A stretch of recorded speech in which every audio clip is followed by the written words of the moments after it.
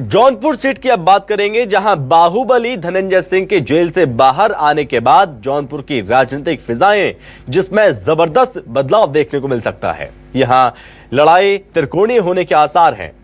कृपा शंकर सिंह के बारे में कहा जाता है कि वो बाहरी हैं और इसलिए मुख्य लड़ाई सपा और बसपा के बीच में देखने को मिल सकती है। लेकिन एक बात यह भी है कि धनंजय सिंह बाहुबली और माफिया वाली छवि से बाहर नहीं निकल पाए और ऐसे में धनंजय को नुकसान भी हो सकता है और साथ ही अब तक जेल में रहते हुए पत्नी को सहानुभूति मिल रही थी और वो अब खत्म हो सकती है।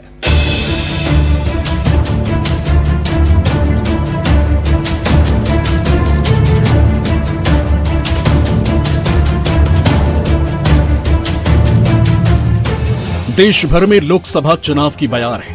हर तरफ चुनाव का खुमार है। सबसे ज्यादा चर्चा में है उत्तर प्रदेश, जहां सीट सबसे ज्यादा है, सबसे ज्यादा प्रत्याशी भी यही हैं और सबसे ज्यादा सुर्खियों में भी यूपी ही है। देश की जनता ने तय किया है 400 पार, क्योंकि देश की जनता 2047 में हिंदुस्तान को विकसित देना चाहती है।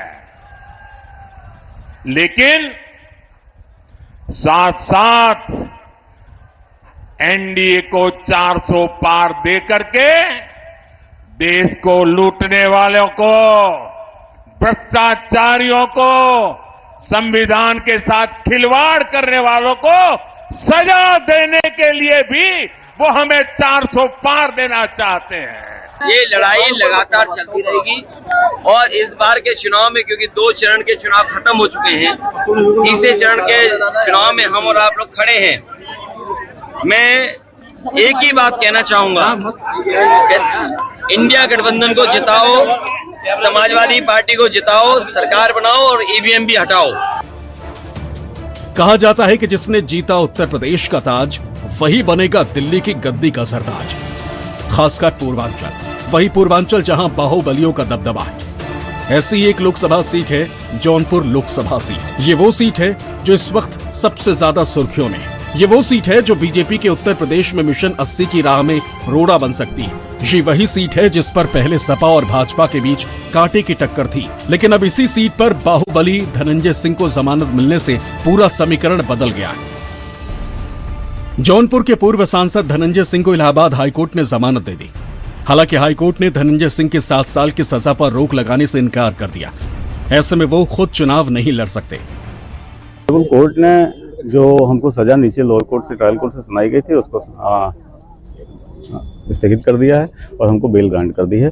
फिलहाल जो कन्विक्शन की सस्पेंड करने की हमारी मांग थी वो अभी सस्पेंड नहीं किया गया है। अब डिटेल ऑर्डर जब साइट पे लोड होगा उसको हम लोग देखेंगे, तभी पता चलेगा कि किस कारण से कन्विक्शन स्टे सस्पेंड नहीं हुआ। वो जमानत हो गई है। हम लोग मंडे ट्यूसडे में हम लोग बेल आउट होने के बाद हम लोग जो है अपनी रिहाई ऑर्डर देने के बाद हम लोग बाहर आ जाएंगे। चुनाव की पूरी दमदारी से चुनाव लड़ेंगे। जो है उसमें क्या है, ये चुनाव प्रचार में जाएंगे, एकदम जाएंगे। वही तो हमारा सब कुछ है। करप्शन का मुद्दा उठाने के नाम पर आज इनको 7 साल की सजा हो गई। सीधी बात आपको जानिए। नमामि गंगे एक प्रोजेक्ट था, उसमें करप्शन हो रहा था, उसमें घटिया सामग्री सप्लाई कर रही थी, उसमें खुद प्रशासन इन्वॉल्व था। उसका इन्होंने मुद्दा उठाया, एक फर्जी FIR में जो है सजा हो गई। धनंजय सिंह के जमानत पर बाहर आने से जौनपुर का राजनीतिक समीकरण बदल सकता है। जौनपुर लोकसभा क्षेत्र के अंतर्गत 5 विधानसभा क्षेत्र आते हैं और जानकार बता रहे हैं कि मल्हनी को छोड़कर प्रत्येक विधानसभा क्षेत्र में 10 से 15 हजार वोट धनंजय सिंह के व्यक्तिगत संबंधों पर है। मल्हनी में तो धनंजय सिंह का एक तरफा माहौल रहता है, इसलिए बीजेपी के लिए चुनौती बनी जौनपुर सीट पर बसपा ने अपना कब्जा बनाए रखने के लिए जौनपुर के जिला पंचायत अध्यक्ष और बाहुबली पूर्व सांसद धनंजय सिंह की पत्नी श्रीकला रेड्डी को उम्मीदवार घोषित कर दिया। सजा होने से धनंजय के चुनाव लड़ने के अरमानों पर भले ही पानी फिरा हो, लेकिन जेल में रहते हुए पत्नी को चुनाव मैदान में उतारने का दाव और अब जेल से जमानत मिलने के बाद धनंजय सिंह ने पार्टियों में हलचल बढ़ा दी, तो चुनावी समीकरण भी बदलता दिख रहा है। ये लड़ाई सिर्फ मेरी नहीं है, अब ये लड़ाई जौनपुर के हर एक व्यक्ति को लड़नी है। ये लड़ाई किसी एक जाति या धर्म की नहीं है। ये लड़ाई होगी अपने बहू के सिंदूर और मंगलसूत्र को बचाने की, आपके अपने बेटे के जान को बचाने की, जौनपुर का सम्मान को बचाने की। आप सबके सामने में अपना आंचल फैलाकर हूँ कि अपना प्यार, आशीर्वाद और साथ मेरी झोली में डाल दीजिए। अब श्रीकला के बसपा के टिकट पर चुनाव मैदान में उतरने के ऐलान से चर्चा ने जोर पकड़ लिया है कि क्या श्रीकला चुनाव जीत सकती।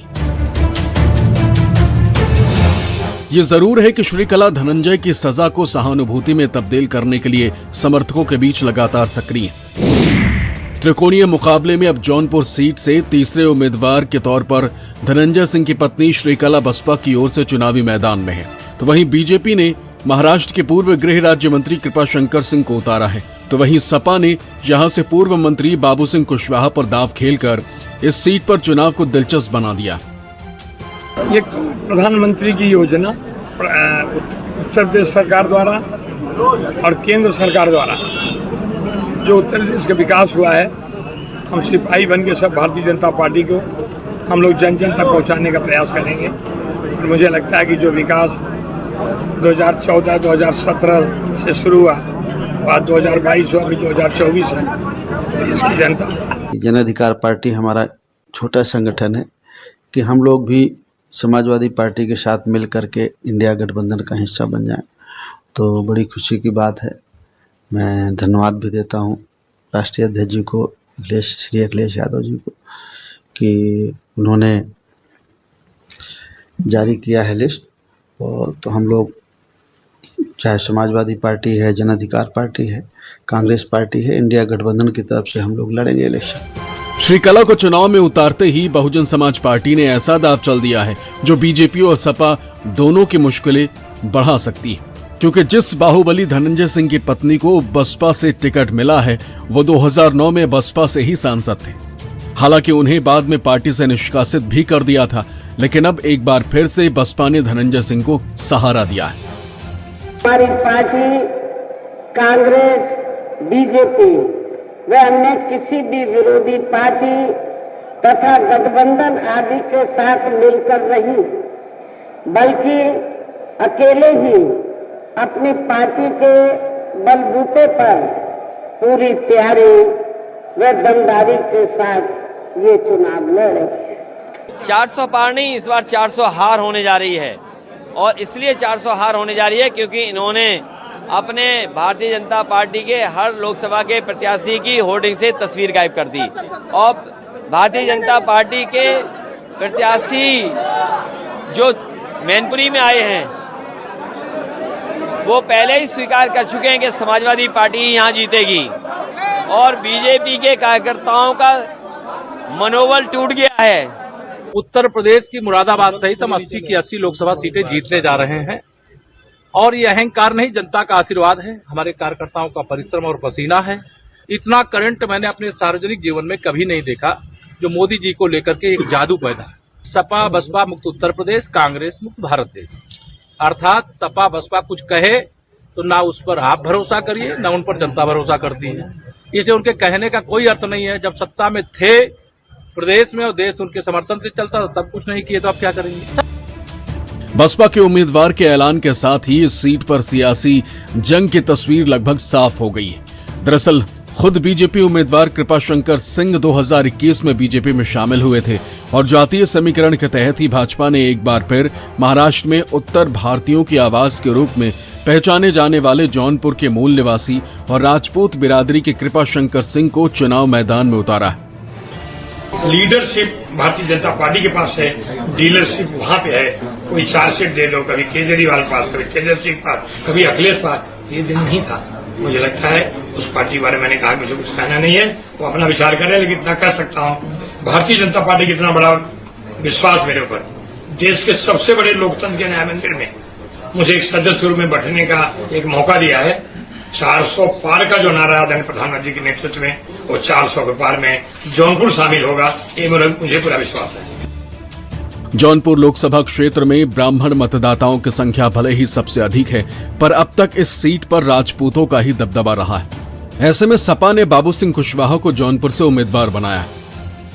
कोशिश होगी कि जो पीडीए का नारा है, जो संविधान की मंशा है, जो बाबा साहब अम्बेडकर ने जिस मंशा से संविधान को बनाया है, हम चाहते हैं कि हमारे देश में संविधान पूरी तरह लागू हो और जो लोग संविधान की वजह से पदों में पहुंचे हैं और उस संविधान को बदलने की बात करते हैं, जनता को उनकी हकीकत पता चले और जनता सही गठबंधन को, जो इंडिया गठबंधन है, जो रोजगार की बात करती है, महंगाई कम करने की बात करती है, शिक्षा की बात करती है।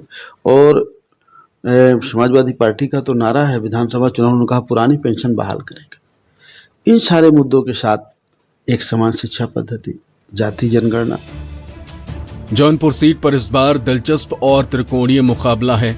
ऐसे में जानकारों का भी ये मानना है कि इस बार इस सीट पर लड़ाई एक तरफा नहीं, बल्कि मायावती के दाव के बाद जौनपुर की यह सीट हॉट सीट बन गई। इस बार एक बड़ा क्षत्रिय चेहरा कृपाशंकर सिंह को भारतीय जनता पार्टी ने जब टिकट दिया तो पार्टी सहित पूरे जिले में इस बात की बड़ी चर्चा हुई कि महाराष्ट्र की राजनीति करने वाले कृपाशंकर सिंह को यहाँ कैसे लाया गया। लेकिन कृपाशंकर सिंह एक बहुत अच्छी स्थिति वहाँ बना रहे हैं। लेकिन अब जब बादा के रहने वाले बाबू सिंह कुशवाहा, जो मौर्य बिरादरी के बड़े नेता माने जाते हैं, उनको जौनपुर ले जाकर के समाजवादी पार्टी ने टिकट दिया है, तो लड़ाई दिलचस्प हो गई है। पहले इस सीट से खुद धनंजय सिंह चुनाव लड़ने की तैयारी कर रहे थे, लेकिन अपहरण और रंगदारी के केस में जेल जाने के बाद उनके चुनाव लड़ने पर ग्रहण लग गया। इसके बाद ही कयास लग रहे थे कि वो अपनी पत्नी श्रीकला रेड्डी को चुनाव लड़वा सकते हैं। श्रीकला को टिकट मिलने के बाद अब जौनपुर सीट पर त्रिकोणीय मुकाबला हो गया है। बीएसपी उम्मीदवार श्रीकला रेड्डी फिलहाल जौनपुर के जिला पंचायत अध्यक्ष हैं। वो बाहुबली नेता धनंजय सिंह की तीसरी पत्नी है। दोनों ने साल 2017 में शादी की थी। धनंजय सिंह और श्रीकला रेड्डी ने पहले पेरिस में शादी की, फिर चेन्नई में धूमधाम से शादी रचाई। इस शादी में तमाम सेलिब्रिटीज और बिजनेसमैन पहुंचे, जिसमें दक्षिण के सुपरस्टार अल्लू अर्जुन भी शामिल थे। श्रीकला रेड्डी धनंजय सिंह की तीसरी पत्नी।